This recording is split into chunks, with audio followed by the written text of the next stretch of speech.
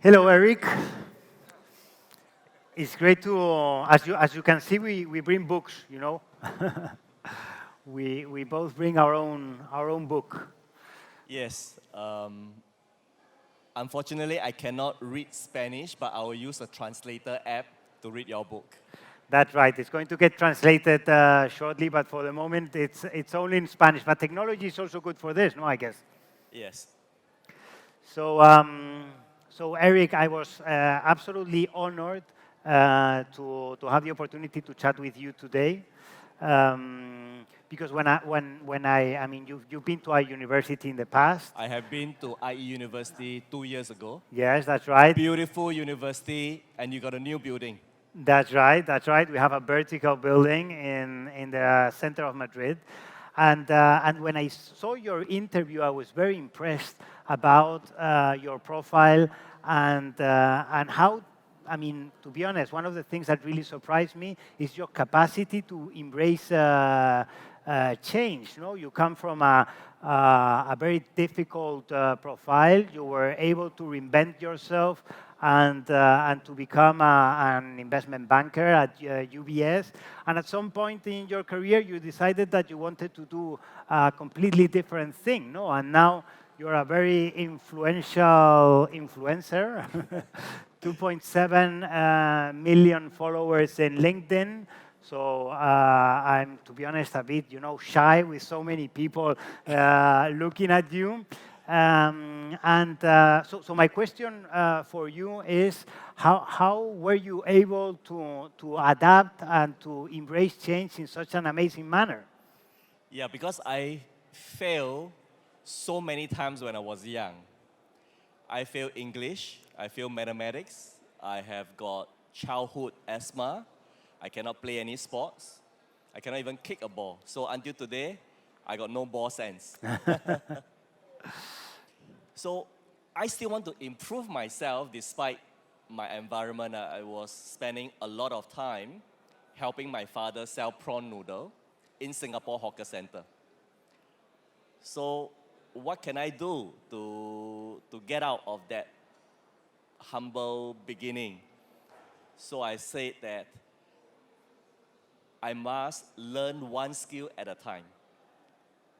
And also I realized how people treat you is not based on how well you treat them. It's based on how useful you are to them. Yes. So I make myself useful.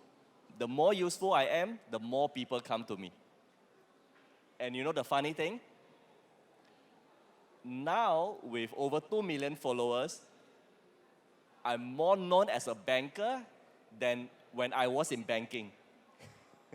That's amazing. It's amazing. Yeah, because previously I was just in the office. Yes.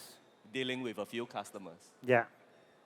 So I think struggles help a person to have a solid foundation as well as the motivation to move forward, the motivation to wake up at 5:30 in the morning to take morning flight, because my father woke up at 5:30 in the morning. So if he can wake up at 5:30 in the morning every day, he rests one day a year on Chinese New Year, first day. Every Sunday, every Christmas, 1st of January, he's working. His working means I need to help him. Yeah. So no Christmas Eve celebration for me, because on Christmas Day, by 7 a.m., I need to be at the store, washing bowls, serving the customers, and taking orders. Yeah.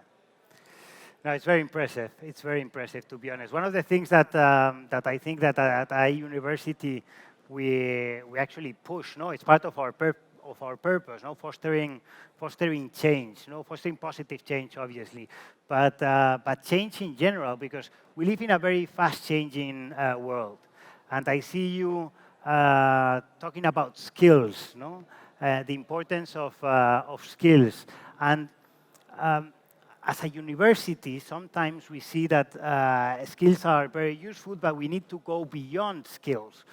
We need to transcend the transactionality of education. What do you think about that? I think education has been focusing on hard skills, valuation, accounting, engineering, but less on people skills. So before I ask you a question, let me just say what I hope university can teach a bit more: how to deal with people, how to win trust, how to convince others to do the things we want them to do.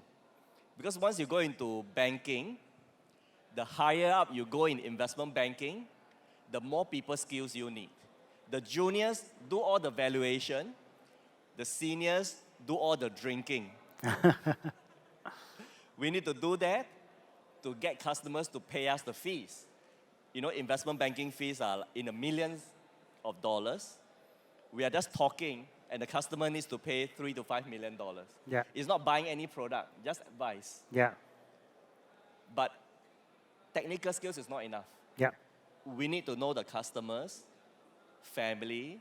We need to help with the customer's personal problem. And if you can, know the customer's dog's name. Yeah. That's how much detail you need to know. That's so right. before you ask me more questions, I want to ask you, IE University is known for training entrepreneurs, entrepreneurship. Can entrepreneurs be trained? So entrepreneurship, yes, I think it can be trained, but the most important thing is not entrepreneurship itself. I think it's entrepreneurial mindset. You were talking before about the need to transcend vertical skills, no? And I think this also applies to entrepreneurial mindsets. I think we live in a very fast-changing world in which adaptability is absolute key for success. And the best people that are able to adapt are those that have an entrepreneurial mindset, are those that instead of seeing a challenge, immediately they also foresee an opportunity, no? And they are not, committed or in love with whatever thing they did before, because now they are going to be able to leave that behind because it's not useful any longer, and transcend it and try another thing, no?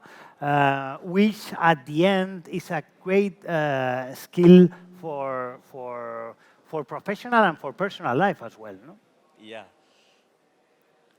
This is fantastic. And I can see in you, right, what you're training your students. You have been a CEO for more than 10 years of IE University. So you are more an academia, you manager, so you deal with professor. So when you wrote a book, I expect it to be a business book. But no, this is not a business book, this is a novel. So you are what I call a combo specialist, which is chapter 1 of my book. Let me just share with the audience what a combo specialist is. If you go to McDonald's, you got a combo meal. The burger is your core specialization. The fries is your secondary specialization.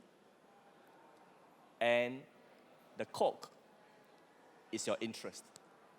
So now I can say writing novel is your Coke. Your core specialization, your burger, is your management skills, because you need to deal with students, you need to deal with staff and professor. What would be your secondary specialization, your fries? What would you say? So let me agree and disagree with something Sure. which I believe is important. One of the things that we really embrace at IE University is the humanities. Why do we embrace the humanities? Because the humanities have something that allows you to understand, that is useful for your life, which is understanding yourself, understanding others, having a broad perspective of the world.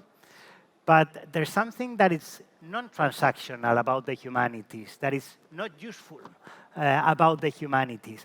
And I love that concept of the usefulness of the useless, which is a bit confusing. But let me explain you. When I wrote this book, I wasn't pursuing anything. I wasn't pursuing personal branding. I wasn't pursuing when I read, for example, I'm not pursuing anything really. It's just my hobby. I do it for myself. No? Obviously, when you publish a book, it's very difficult to argue that you did it for other purposes than for your personal branding. But at the end, it's true. It's really my hobby. No? So sometimes we also need to do things, especially in a world where everything is exposed, where everything is consumed, where everything is very fast. We also need to spend some time for ourselves doing things that really don't matter to anybody else and are things that you do for yourself. No?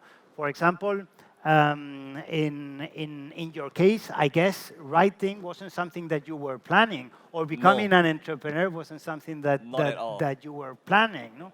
And probably from the inner soul, something came outside and suddenly became something useful. No? Yes. Just now you mentioned about pursuing the useless stuff, right?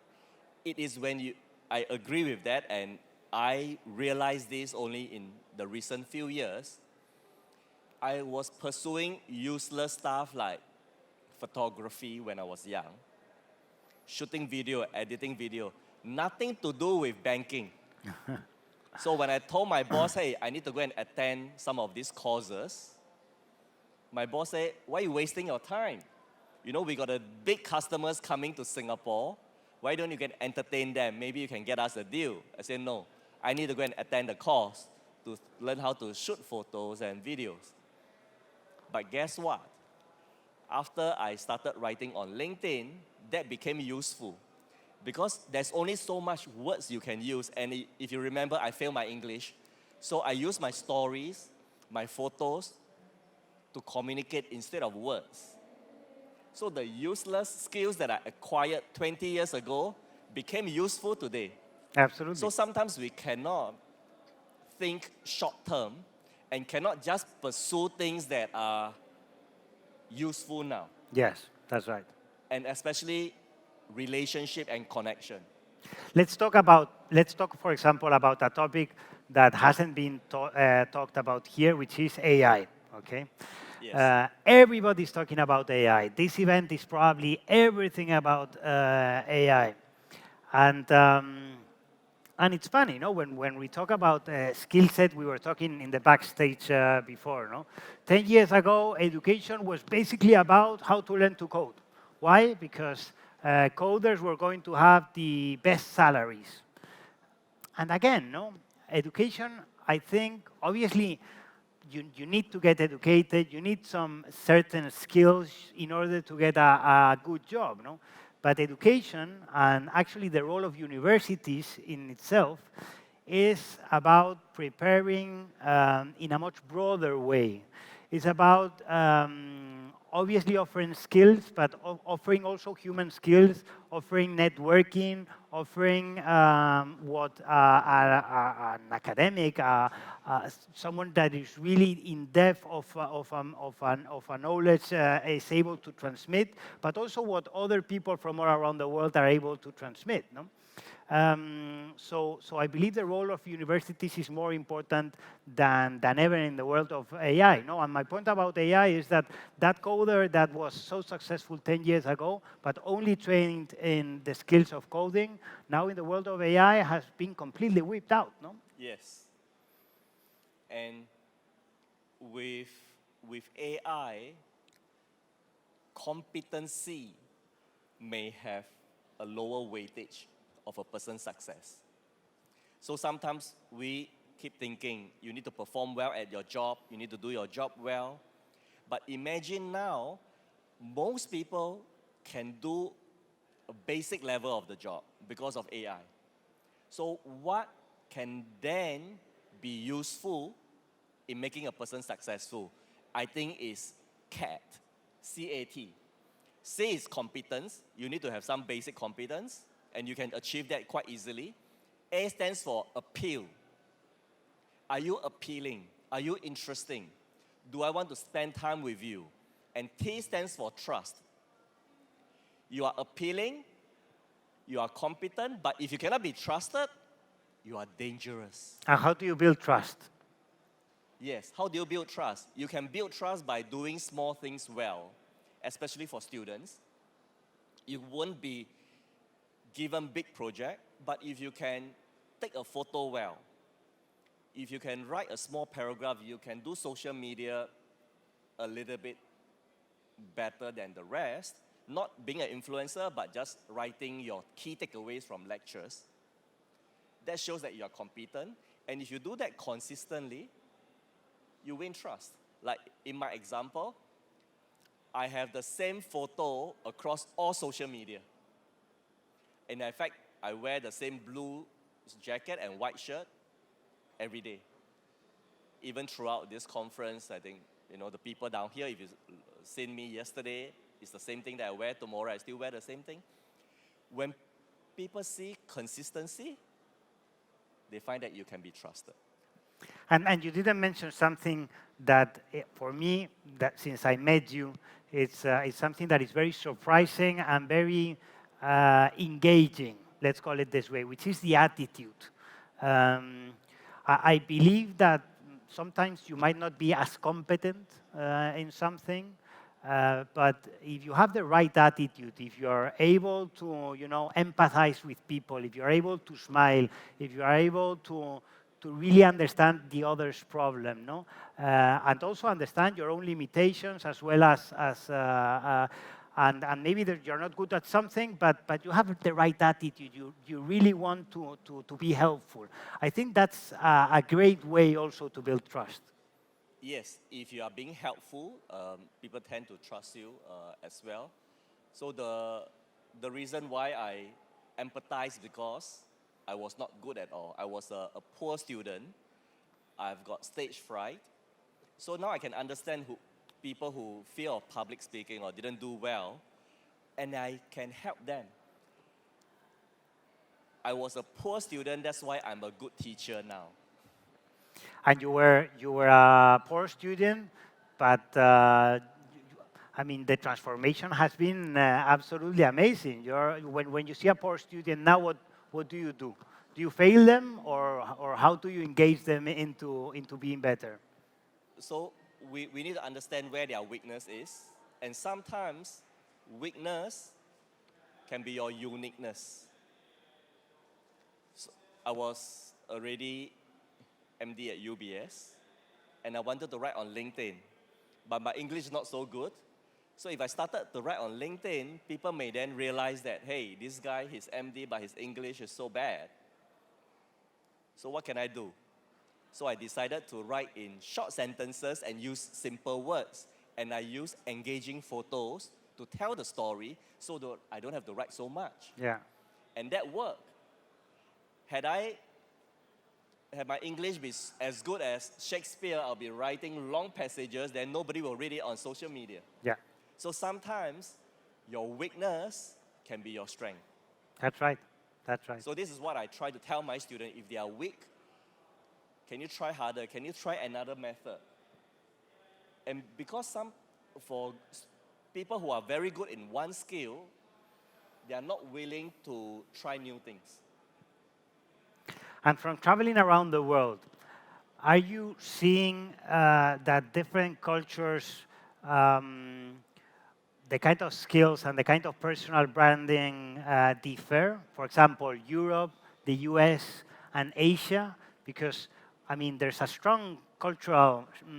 Yes.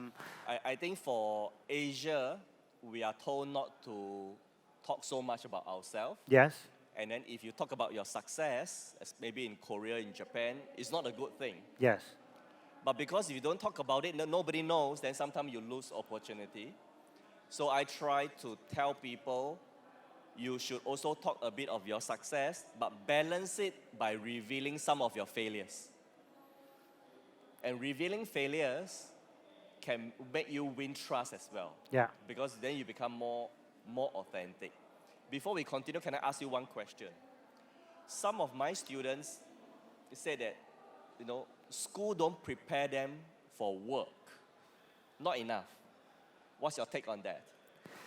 Well, my take is that school should prepare them for work, but in a different manner than just allowing them, if you are studying business, to read a P&L, or you're studying architecture to draw perfect lines in order to draw a project, no?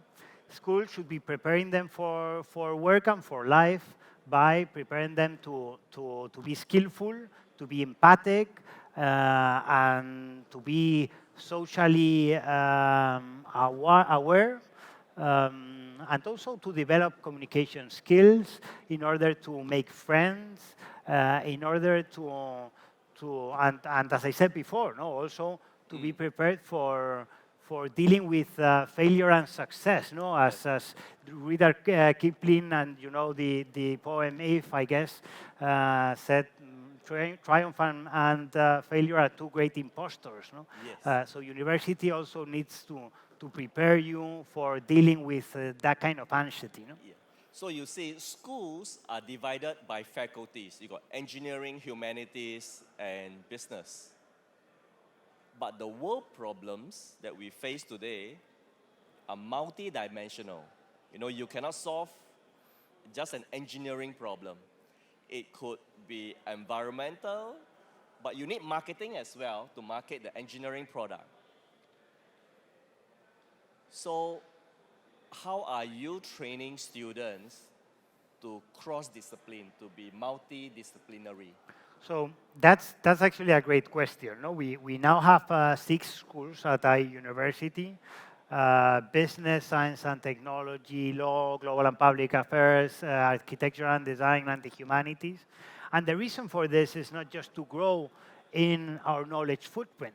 The reason for this really is because today's problem, as you said, are multidimensional, and you have different perspective to solving a problem. A businessman needs to have a knowledge of design, needs to understand how geopolitics work, needs to have certain knowledge of law and the rules. So at the end, how we manage this is basically all of our master programs, our bachelor programs, have a great combination of interdisciplinary areas. And we still believe it's not enough. We need to continue growing our knowledge footprint in order to offer them. But it's not just about the one direction of the academics. It also plays, as I said before, having 140 nationalities, no more than 10% of one nationality, that bring into class many different perspectives on how to solve a problem. And again, once you get out from class, it's also very important to have that kind of diversity in order to enjoy life and to have fun, because you're learning other stuff from your students. No? So that's our approach to university. That's excellent. But you see, professor, usually when they do research, they do in a very specialized field. How can we expect professor to then help the students to connect different fields? How do you do it at your university in Singapore? Are there interdisciplinary departments? I know some schools are trying to do that. So one subject can be taught by 3 professors, and the student will learn 3 fields in this single subject. But it is up to the students to connect the dots. The professor wouldn't know. So I think we are still figuring it out. Yes. Maybe we need to start with the professor. Yes. Maybe the professor has to go into other fields. Yes. Then they can share with the student how to do it. And how do you bring in your case, it's very easy because you are very in contact with the real world, no? Yeah. But how do you bring into universities, which is one of our obsessions, to bring the world of practice into research, to bring the real world into what is being researched? Because for many areas it's difficult, but usually I think it's very important to bring real-world problems to be solved by researchers. So I hope universities can hire a practitioner to teach. So for example, if a professor haven't worked in the industry before, yeah, he or she can then structure the module such that 50% is taught by industry professional. He still controls the module, but for one lecture, it's one person from the industry for the next week lecture, and another person. Yeah. In this way, not only the industry knowledge is brought to the school, very important is the industry network. Yeah. Because the students need to know the people who are already working in the field that they want to work in, Yeah. so that they have better ideas. What's the jargon that they use? What is the regulation? Yeah. Because every industry has some form of regulation, Absolutely. and that is not taught in the textbook. Absolutely. And as we are in an entrepreneurial event, I would like to ask you, to all of these entrepreneurs that are starting, that are seeing the difficulties that you went through as well, no? Yes. In your own path to success. What would be your advice to them? How shall they approach, this very difficult path that they are going to be seeing the next? The first 18 months is difficult because you don't have a brand. So I advise people who are starting out, number one, be patient. Number two, you need to build your online presence. Your product may be good, but if nobody heard of it, nobody's going to use it. So as a founder, if you got no marketing budget for your company, you have to be the one marketing it. You have to market yourself. You have to be on stage. You'll be in the media. Of course, entrepreneur, they don't want to spend time. They feel that maybe this is fluff. But you don't have a choice, because you need to be the number one salesman for your product. You need to be out there creating stories. If you have a ride-sharing app, and if you're the CEO, it will be good if you also drive for half a day, and shoot a video and then share the problems with other drivers. Yeah. So it's not easy to compare to you, because you have 2.7 million in LinkedIn. I don't know how many events you have to go to have 2.7 million people following you. Yeah. So I was very lucky. I managed to teach and speak in several universities, the top one.